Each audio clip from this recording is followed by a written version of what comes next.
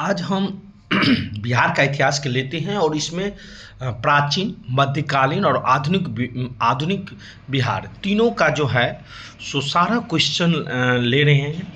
जिससे कि लगता है भगवान की दया से जितना क्वेश्चन आज होगा इससे आपको बिहार से रिलेटेड कोई भी एग्ज़ाम यदि बिहार से संबंधित कोई क्वेश्चन पूछेगा इतिहास से तो वो दूसरे जगह से आपको नहीं मिलेगा, सारा इससे मिल जाएगा। तो मैं स्टार्ट करता हूँ।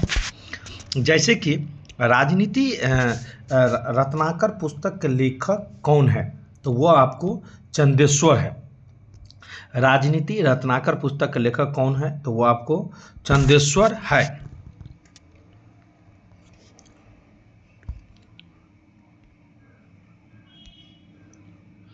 अब है कि कौटिल्य की पुस्तक अर्थशास्त्र जो है सो किस पर आधारित है? तो कौटिल्य की पुस्तक अर्थशास्त्र जो है सो आर्थिक संबंधी पर जो है सो आधारित है। कौटिल्य की पुस्तक अर्थशास्त्र किस विषय पर आधारित है? तो वो आपको आर्थिक संबंध पर जो है सो आधारित है। उद्वंत प्रकाश के लेखक है तो वह है आपको मौलिक कवि। उद्वंत प्रकाश के लेखक कौन है? तो वह है आपको मौलिक कवि। मौर्यकालीन स्थापत्य कला का साक्ष्य कहाँ से प्राप्त हुआ है? तो कहा जाना चाहिए पाटलिपुत्रा से भी हुआ है, बराबर की गुफाओं से भी और राजगिरी से भी हुआ है। इसी कारण इसका आंसर हो जाएगा उपयुक्त में से सभी, यानी मतलब मौर्यकालीन स्थापत्य कला की जो साक्ष्य प्राप्त हुआ है वह सभी जगहों से हुआ है। बिहार में गढ़वालों का अधिपत्य प्रमाण मिलता है तो वह मिलता है आपको मनेर ताम्रपत्र में। मनेर ताम्रपत्र में आपको गढ़वालों का जो है सो अधिपत्य का प्रमाण मिलता है।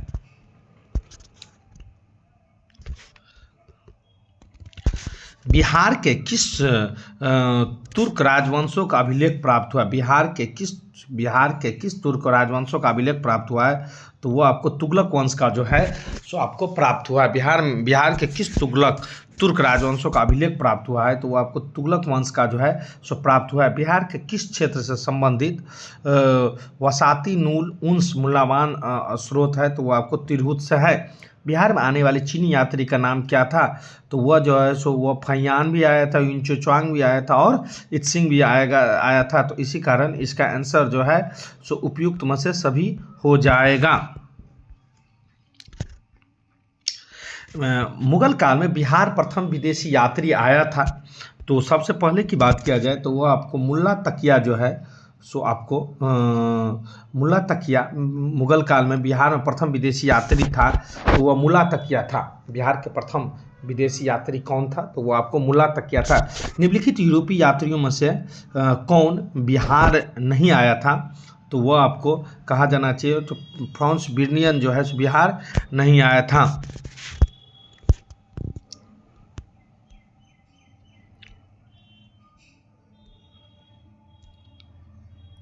बिहार में मौर्यकालीन अभिलेख प्राप्त हुए हैं तो वह जो है सो हुए थे आपको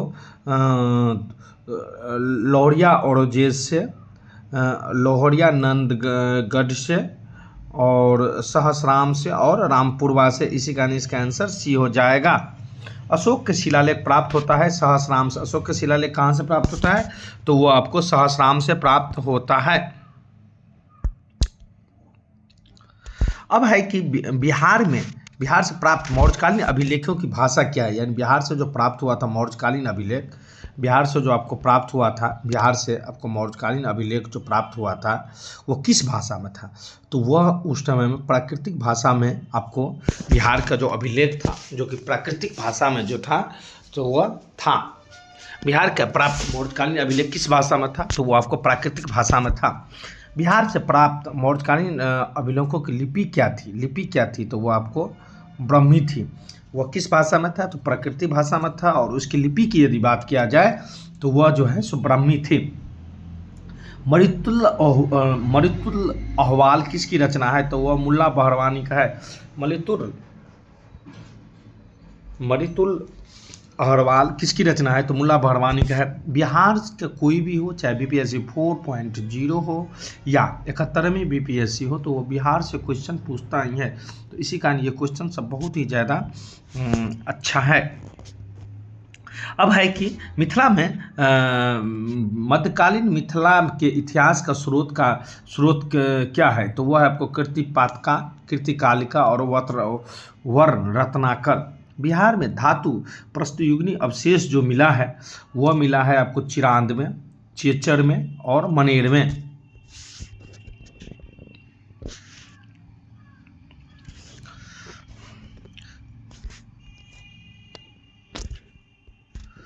बिहार से प्राप्त अभिलेखों की लिपि क्या है, तो बिहार से प्राप्त अभिलेखों की लिपि जो है सो कहा जाना चाहिए खरोष्टी भी है, अरमाइक भी है और ग्रीक भी है। तो वह जो है सो ये तीनों जो है सो आपको अभिलेख मौर्य का जो है सो अभिलेख जो प्राप्त हुआ था उसका लिपि, बिहार से प्राप्त मौर्य अभिलेखों का लिपि था तो वो आपको खरोष्टी भी था, अरमाइक भी था और ग्रीक भी था। बिहार से प्राप्त पहला द्विभाषी अभिलेख किस मध्यकालीन से संबंधित है, तो वह आपको द्विभाषी यानी दो भाषा में था, तो वह शेरशाह से संबंधित द्विभाषी अभिलेख मध्यकालीन शासक से संबंधित था, तो वह शेरशाह से था। वह मुगल शासक कौन था जिसके अभिलेख बिहार में मिले थे, तो वह आपको अकबर। वह मुगल शासक कौन था जिसका अभिलेख आपको बिहार में मिले थे, तो वह आपको अकबर है।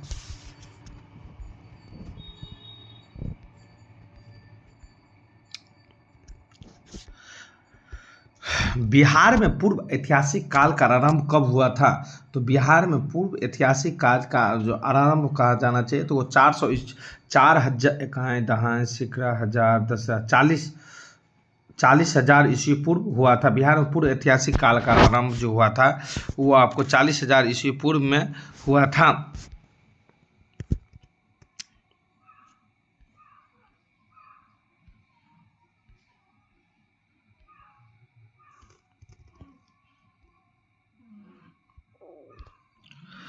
जो आपको अच्छा VVI क्वेश्चन है मात्र मैं इसी का ले रहा हूँ। 6ठी शताब्दी में 16 महाजन पदों का उदय हुआ। इसमें महाजन पद का वर्तमान क्षेत्र कितना क्षेत्र थी, तो वह था आपको 3। इनमें से कौन सा महाजन पद बिहार के क्षेत्र में स्थित नहीं था, तो वह वत्स था। अंग महाजन पद की राजधानी कहाँ थी, तो अंग महाजन पद की राजधानी कहा जाना चाहिए तो वह चंपा था। अंग महाजन पद की राजधानी कहाँ था, अंग महाजन पद की राजधानी तो वह आपको चंपा था। बिहार के पटना तथा गया का जिला किस महाजन पद से सम्मिलित है, तो वह है आपको मगध से सम्मिलित है। बिहार के पटना तथा गया जिला किस महाजन पद से सम्मिलित है, तो वह आपको मगध से है। मगध महाजन पद की राजधानी कहाँ है, तो वह गिरिब्रिज राजगीर है। मगध महाजन पद की राजधानी कहाँ है, तो वह आपको वह जो है गिरिब्रिज राजगीर है। वजी संघ की राजधानी कहाँ है, तो वजी संघ की राजधानी आपको वैशाली है। वजी संघ की राजधानी कहाँ है, तो वो आपको वैशाली है। वजी संघ की राजधानी कहाँ है, तो वैशाली है। बिहार के भागों में स्थित कौन सा महाजन पद गणतंत्र था, तो वो आपको वजी जो है सो आप उस समय में भी ऐसा था कि गणतंत्र और प्रजातंत्र की बात किया जाए तो उस समय वजी ही ऐसा जगह था जो कि गणतंत्र था। ईस्वी पूर्व 6ठी शताब्दी विश्व का पहला गणतांत्रिक व्यवस्था कहाँ थी, तो वो आपको वैशाली में थी। कहाँ जाना चाहिए, उस समय विश्व में ऐसा पहला कोई भी गणतांत्रिक व्यवस्था नहीं था, तो वह व्यवस्था था वैशाली में आपको। मगध का प्रथम राजधानी कौन सी थी, तो वह गिरिब्रिज राजगीर था। मगध का प्रथम राजधानी कौन था, तो वह आपको गिरिब्रिज राजगीर था। प्राचीन भारत के 16 महाजन पदों में से जो एक था वह अंग था। प्राचीन भारत के 16 महाजन पदों में से जो एक था वह अंग था। बिहार का पहला गणतंत्र वैशाली किसके द्वारा स्थापित किया गया, तो वह लिच्छवी के द्वारा आपको स्थापित किया। बिहार में पहला गणतंत्र व्यवस्था जो है सो स्थापित किया गया वैशाली में, तो वह लिच्छवी के द्वारा स्थापित किया गया था। जैन धर्म के वास्तविक संस्थापक और 24वें अंतिम तीर्थंकर महावीर का जन्म कहाँ हुआ था, तो वह आपको कुंडग्राम में हुआ था।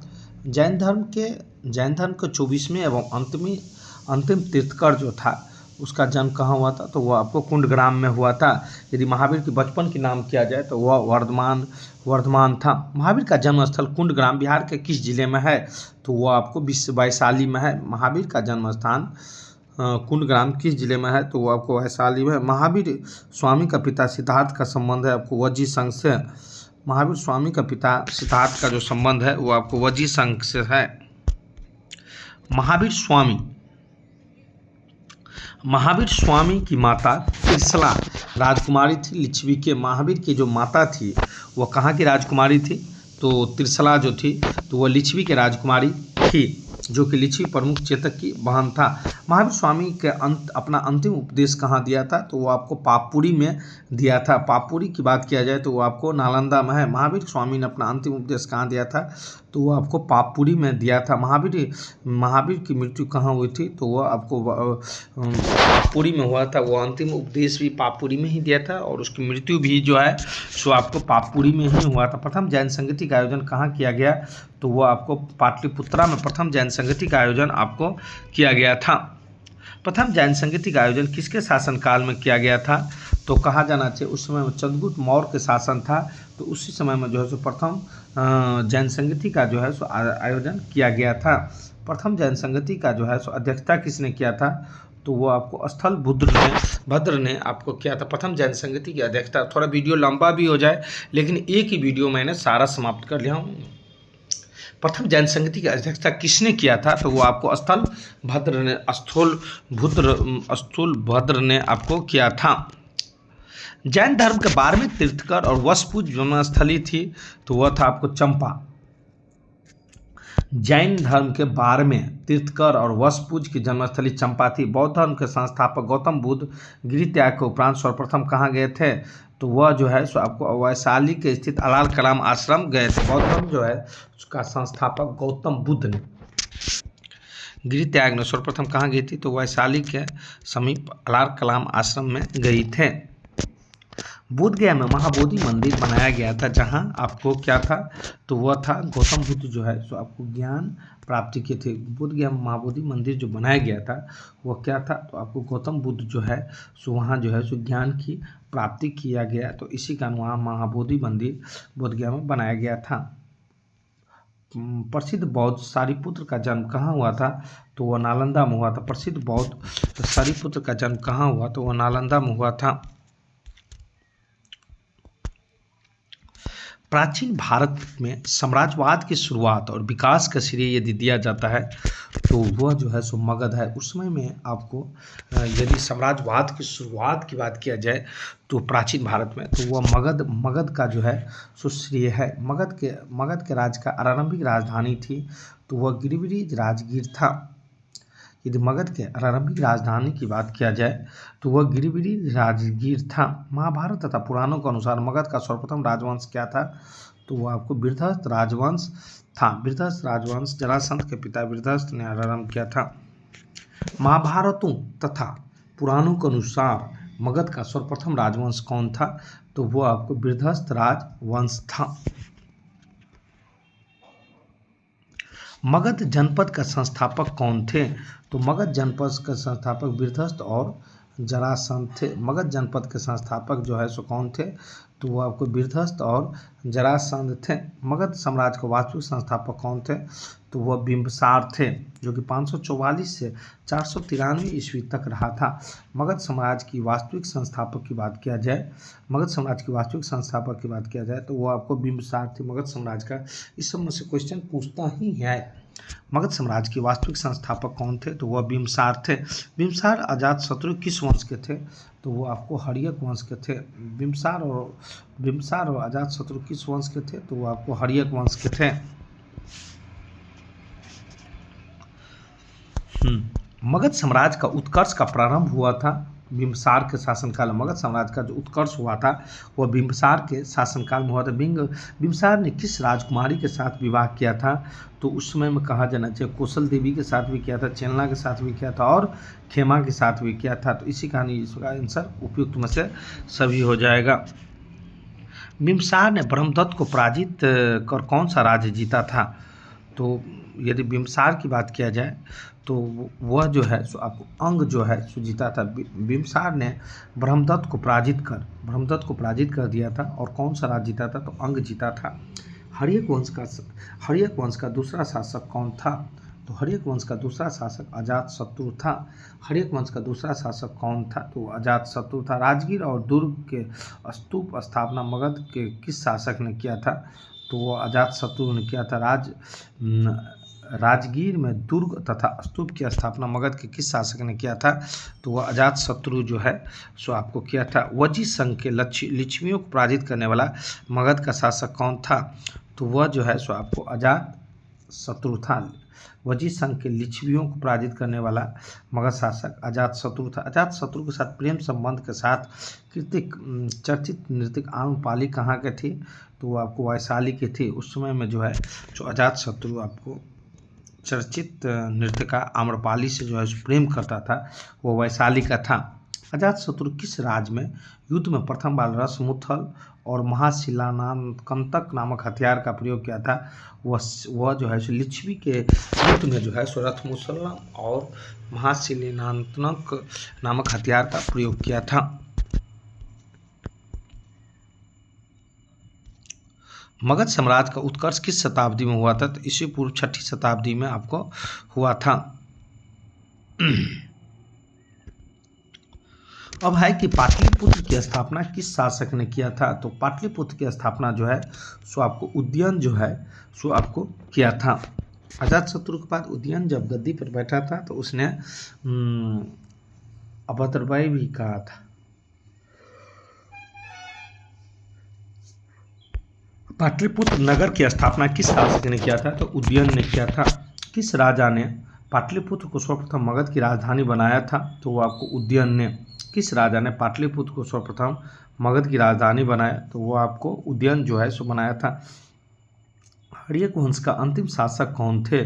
तो वह नागदशक थे। हर्यक वंश का अंतिम शासक कौन थे? हर्यक वंश की अंतिम शासक कौन थे? तो वह आपको नागदशक थे। हर्यक वंश के उपरांत मगध पर किस वंश की सत्ता स्थापित हुआ? तो हर्यक वंश के बाद आपको शिशुनाग वंश का जो है सो सत्ता स्थापित हुआ और उसके संस्थापक जो है सो शिशुनाग ही था। हर्यक वंश के बाद मगध पर किस वंश की सत्ता स्थापित हुआ? तो शिशुनाग वंश की स्थापित हुआ। सर्वप्रथम मगध के किस शासक ने गिरिब्रीज के अतिरिक्त वैशाली को भी अपनी राजधानी बनाया? तो वो आपको शिशुनाग जो है सो बनाया था। सर्वप्रथम मगध के किस शासक ने गिरिब्रीज के अतिरिक्त वैशाली को भी अपनी राजधानी बनाया? तो शिशुनाग जो है सो आपको बनाया था। द्वितीय बौद्ध संगति का आयोजन किसके शासनकाल में हुआ था? तो द्वितीय बौद्ध संगति का आयोजन तो वह कालाशोक के समय में द्वितीय बौद्ध संगति का जो है सो आपको आयोजन हुआ था। द्वितीय बौद्ध संगति का आयोजन कब हुआ था? तो वह कालाशोक के समय में जो है द्वितीय बौद्ध संगति का जो है सो आयोजन हुआ था। द्वितीय बौद्ध संगति का आयोजन कहाँ हुआ था? तो द्वितीय बौद्ध संगति का जो है सो आयोजन की बात किया जाए तो वो आपको वैशाली में हुआ था। द्वितीय बौद्ध संगति का आयोजन कहाँ हुआ था? तो वैशाली में हुआ था। द्वितीय बौद्ध संगति का अध्यक्षता जो है सो किसने किया था? तो वो आपको साबर कमीर जो है सो आपको क्या था? द्वितीय बौद्ध संगति की अध्यक्षता किसने किया था? तो वो आपको साब कमीर जो है सो आपको किया था। नंद वंश के संस्थापक कौन थे? तो नंद वंश के संस्थापक जो है सो महापद नंद थे। नंद वंश के संस्थापक कौन थे? तो वह महापद नंद थे। नंद वंश का अंतिम शासक कौन था? तो नंद वंश का अंतिम शासक धनानंद था। नंद वंश का अंतिम शासक कौन था? तो वह धनावनंद था। प्रथम बौद्ध संगति का आयोजन किसके शासनकाल में हुआ? तो प्रथम बौद्ध संगति का आयोजन जो है सो आपको अजातशत्रु के शासनकाल में हुआ था। प्रथम बौद्ध संगति का आयोजन कब हुआ था? तो अजातशत्रु के समय में आपको हुआ था। प्रथम बौद्ध संगति का जो है सो आयोजन कहाँ हुआ? तो वो आपको राजगीर गिरिब्रीज में जो है सो आपको हुआ था। प्रथम बौद्ध संगति का आयोजन कहाँ हुआ था? राजगीर गिरिब्रीज में हुआ था। प्रथम बौद्ध संगति का अध्यक्षता किसने किया था?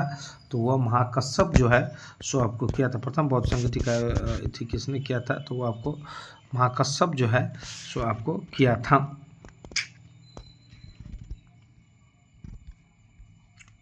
मौर्य साम्राज्य का संस्थापक कौन थे? तो मौर्य साम्राज्य के संस्थापक की बात किया जाए तो वो आपको अशोक थे। मौर्य साम्राज्य के संस्थापक कौन थे? तो वो आपको अशोक थे।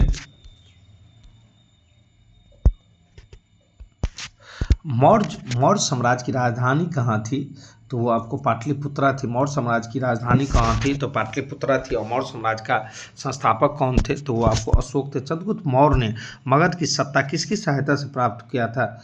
तो वो आपको चाणक्य विष्णुगुप्त की सहायता से चंद्रगुप्त मौर्य ने मगध की सत्ता आपको प्राप्त किया था। मौर्य साम्राज्य की स्थापना किसने किया था? तो वह 320 ईस्वी में आपको मौर्य साम्राज्य की 320 ईस्वी पूर्व में मौर्य साम्राज्य की जो है सो स्थापना हुआ था। यूनानी दूत मेगास्थनीज किसके दरबार में पाटलिपुत्र आया था? तो वह चंद्रगुप्त मौर्य के दरबार में जो है सो यूनानी दूत मेगास्थनीज जो है किसके दरबार में पाटलिपुत्र आया था? चंद्रगुप्त मौर्य के दरबार में जो है सो आपको पाटलिपुत्र आया था। मेगास्थनी पाटलिपुत्र का आगमन कब हुआ? तो वह 315 ईस्वी पूर्व में जो है सो मेगास्थनीज का पाटलिपुत्र का आगमन हुआ था। चंद्रगुप्त मौर्य के दरबार में मेगास्थनी भेजने वाला शासक कौन था? तो वो आपको शुक्लेश था। चंद्रगुप्त मौर्य के दरबार में मेगास्थनीज को चंद्रगुप्त मौर्य के दरबार में मेगास्थनीज को भेजने वाला शासक कौन था? तो वो आपको शुक्लेश था। चंद्रगुप्त मौर्य के प्रधानमंत्री कौन थे? तो चंद्रगुप्त मौर्य के प्रधानमंत्री आपको चाणक्य थे। चंद्रगुप्त मौर्य के प्रधानमंत्री कौन थे? तो चाणक्य थे। किसने मुक्ति दिलाने पर चंद्रगुप्त मौर्य ने भारत को मुक्तिदाता कहते हैं? तो यूनानियों का जो उस समय में जो मुक्ति दिलाया था, इसी कारण चंद्रगुप्त मौर्य को जो है यूनानियों का मुक्तिदाता कहते हैं। नंद वंश के पश्चात किस वंश का जो है सो शासन हुआ था? तो नंद वंश के पश्चात जो है सो मौर्य वंश का जो है सो आपको शासक हुआ था। नंद वंश के पश्चात आपको किस राजवंश का शासक हुआ था? तो वो आपको मौर्य वंश का जो है सो शासक हुआ था। मेगास्थनी पुस्तक का नाम क्या है? तो वो आपको इंडिका है। मेगास्थनी पुस्तक का क्या नाम है? तो वो आपको इंडिका है। अर्थशास्त्र के लेखक कौन है? तो वह कौटिल्य है। अर्थशास्त्र के लेखक कौन है? अर्थशास्त्र के लेखक कौन है? अर्थशास्त्र के लेखक तो वह कौटिल्य है। भारत की शासन व्यवस्था का विस्तृत वर्णन किस विदेश यात्री के वृत्तांत से मिलता है? तो वो है आपको मेगास्थनीज से आपको मिलता है। चंद्रगुप्त मौर्य के उपरांत मौर्य साम्राज्य का शासक बना था बिंदुसार। चंद्रगुप्त मौर्य के उपरांत आपको मौर्य साम्राज्य का शासक बना था, तो वह जो है सो आपको बिंदुसार बना था। तृतीय बौद्ध संगति का अध्यक्षता किसने किया था? तो आपको अशोक ने किया था। तृतीय बौद्ध संगति का अध्यक्षता किसने किया था? तो आपको अशोक ने किया था। तृतीय बौद्ध संगति की अध्यक्षता किसने की थी? तृतीय बौद्ध संगति का आयोजन किसके शासनकाल में हुआ था? तो अशोक के शासनकाल में हुआ था। और तृतीय बौद्ध संगति का अध्यक्षता किसने किया था? तो वो आपको मोगली पुत्र तिस ने किया था। तृतीय बौद्ध संगति की अध्यक्षता किसने किया था? तो मोगली पुत्र तिस ने किया था। अब है कि यह तृतीय बौद्ध संगति जो है सो आपको आयोजन जो हुआ था वह कहाँ हुआ था? तो वह पाटलिपुत्रा में जो है सो आपको हुआ था। अब है कि तृतीय बौद्ध संगति का आयोजन कब हुआ? तो वह 251 ईस्वी पूर्व में तृतीय बौद्ध संगति का जो है सो आपको आयोजन हुआ था।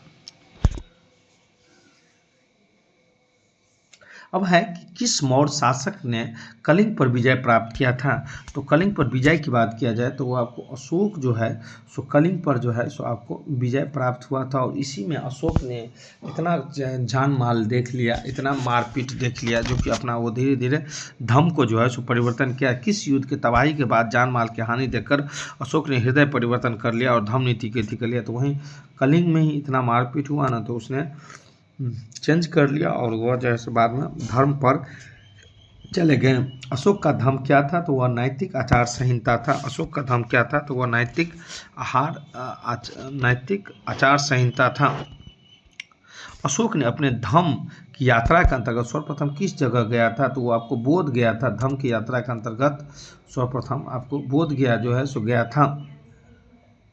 अशोक ने अपने धम्म यात्रा के अंतर्गत बोध गया की यात्रा अपने राज्याभिषेक के किस वर्ष किया था? तो वो आपको 10वें वर्ष जो है सो किया था। अशोक के स्तंभ का लेख बिहार के किस जिले से मिलता है? तो वो आपको चंपारण से मिलता है। अशोक के स्तंभ का लेख बिहार के किस जिले से प्राप्त होता है? तो आपको चंपारण से प्राप्त होता है। पाटलिपुत्र स्थित चंद्रगुप्त महल किससे बनाया गया है? तो वह आपको लकड़ी का बनाया गया है। पाटलिपुत्र स्थित चंद्रगुप्त महल आपको लकड़ी का बनाया गया है। चंद्रगुप्त मौर्य के राजा प्रसाद स्थित है कुम्हरार में। चंद्रगुप्त मौर्य के जो है सो आपको राजा प्रसाद कहाँ स्थित है? तो वो आपको कुम्हरार में जो है स्थित है।